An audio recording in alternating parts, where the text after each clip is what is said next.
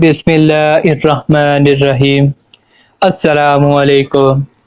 حضرت جابر رضی اللہ تعالی عنہ کا شمار حضرت محمد صلی اللہ علیہ وآلہ وسلم کے جلیل القدر صحابہ اکرام میں ہوتا ہے۔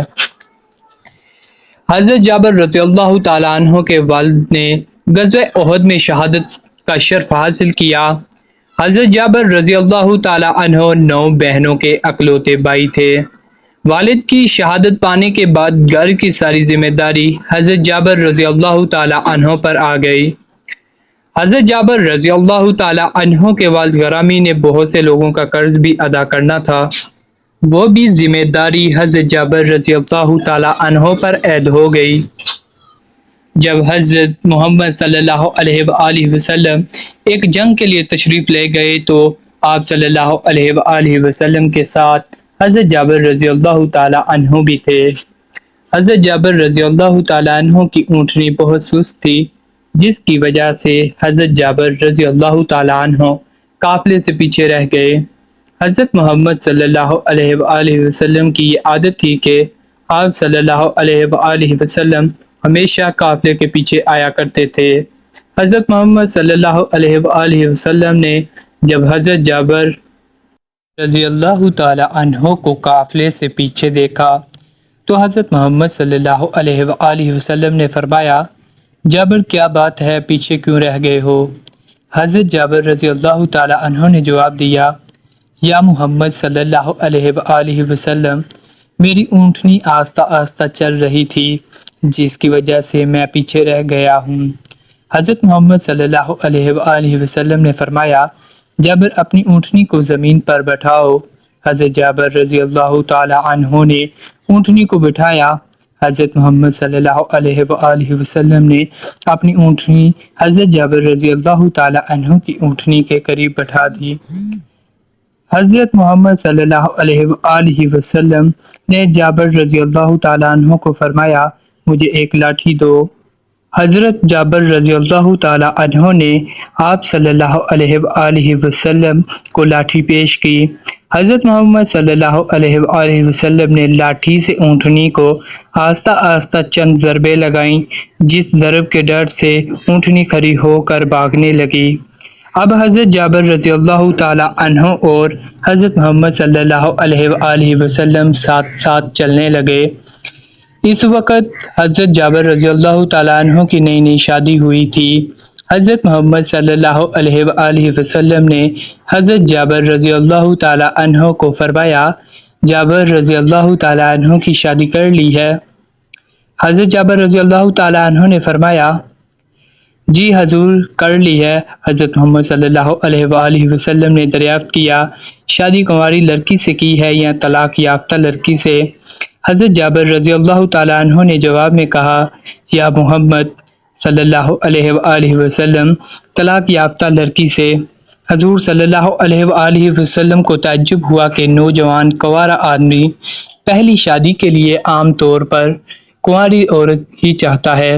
آپ صلی اللہ علیہ وآلہ وسلم نے کہا، بھلا کنواری عورت سے شادی کرتے جو تم سے کھیلتی اور تم اس سے ہنسی مذاق کرتے؟ حضرت جابر رضی اللہ تعالی عنہ نے وجہ بیان کی کہ اے اللہ کے رسول، آپ تو جانتے ہیں کہ میرے والد غزوہ احد میں 9 بیٹیاں چھوڑ کر شہید ہو گئے ہیں، جن کا میرے سوا کوئی نہیں۔ مجھے یہ بات اچھی نہیں لگی کہ انہیں جیسی ہم عمر کسی نوجوان لڑکی سے شادی کر لوں اور سارا دن آپس میں لڑتی جھگڑتی رہا کریں۔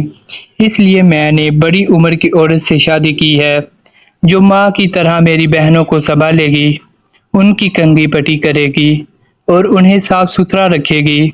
حضور صلی اللہ علیہ وآلہ وسلم نے دیکھا کہ ان کے روبرو ایک ایسا نوجوان کھڑا ہے جس نے صرف اپنی بہنوں کی خاطر جوانی پر کیف و جذبات کی قربانی دی۔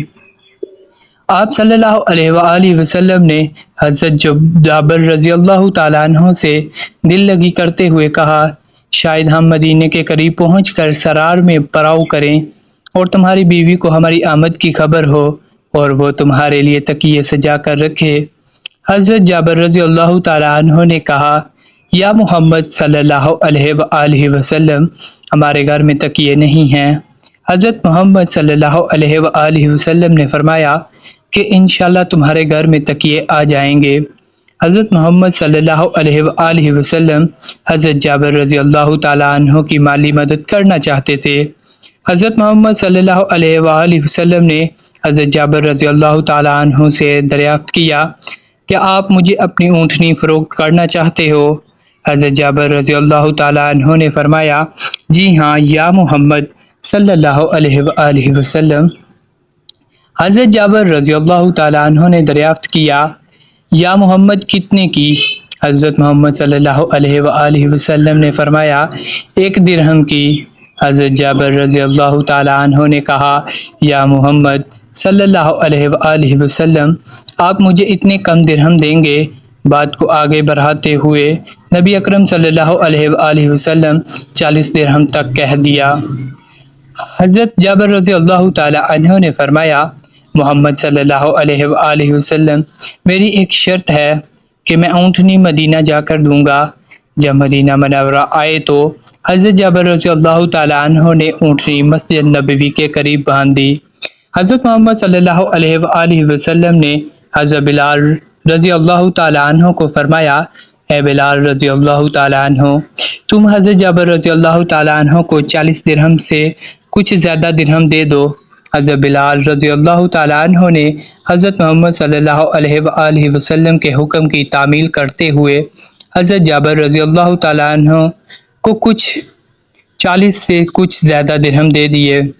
حضرت جابر رضی اللہ تعالیٰ عنہ یہ درہم لے کر واپس گھر کی طرف جا رہے تھے کہ حضرت بلال رضی اللہ تعالیٰ عنہ اونٹنی پر سوار ہو کر حضرت جابر رضی اللہ تعالیٰ عنہ کے پاس پہنچے تو حضرت جابر رضی اللہ تعالیٰ عنہ نے جب دیکھا کہ میری اونٹنی واپس کرنے حضرت بلال رضی اللہ تعالیٰ عنہ میرے پاس آئے ہیں تو حضرت جابر رضی اللہ تعالیٰ عنہ نے سوچا کہ اللہ کے نبی صلی اللہ علیہ وآلہ وسلم کو سودا اچھا نہیں لگا، انہوں نے میری اونٹنی واپس کر دی۔ حضرت بلال رضی اللہ تعالیٰ عنہ نے حضرت جابر رضی اللہ تعالیٰ عنہ کو فرمایا کہ حضرت محمد صلی اللہ علیہ وآلہ وسلم نے حکم دیا ہے کہ اونٹنی حضرت جابر رضی اللہ تعالیٰ عنہ کے حوالے کر آؤ۔ یہ سن کر حضرت جابر رضی اللہ تعالیٰ عنہ حضرت محمد صلی اللہ علیہ وآلہ وسلم کی بارگاہ میں پیش ہو کر کہنے لگے یا محمد صلی اللہ علیہ وآلہ وسلم کیا آپ کو یہ اونٹنی پسند نہیں آئی؟ حضرت محمد صلی اللہ علیہ وآلہ وسلم نے مسکراتے ہوئے فرمایا تم کیا سمجھتے ہو میں نے تم سے باؤ تاؤ اس لیے کیا تھا کہ تمہارا اونٹ حاصل کر لوں۔ ہر ایک سے اس کے مناسب گفتگو کرنا سنت نبوی ہے۔ صدقہ خیرات اس طرح کریں کہ لینے والے کو شرمندگی محسوس نہ ہو۔ قربان جاؤں حضرت محمد صلی اللہ علیہ وآلہ وسلم کے اخلاق پر جس نے حضرت جابر رضی اللہ تعالیٰ عنہ کے من پسند موضوع پر آغاز فرمایا اور جب صدقہ کرنا چاہا تو اس صدقے کو بڑی محبت کے ساتھ پیش کیا۔ تو ملتے ہیں دوستو ایسی مزید ویڈیو کے ساتھ، اس وقت تک کے لیے اللہ حافظ۔ اللہ حافظ۔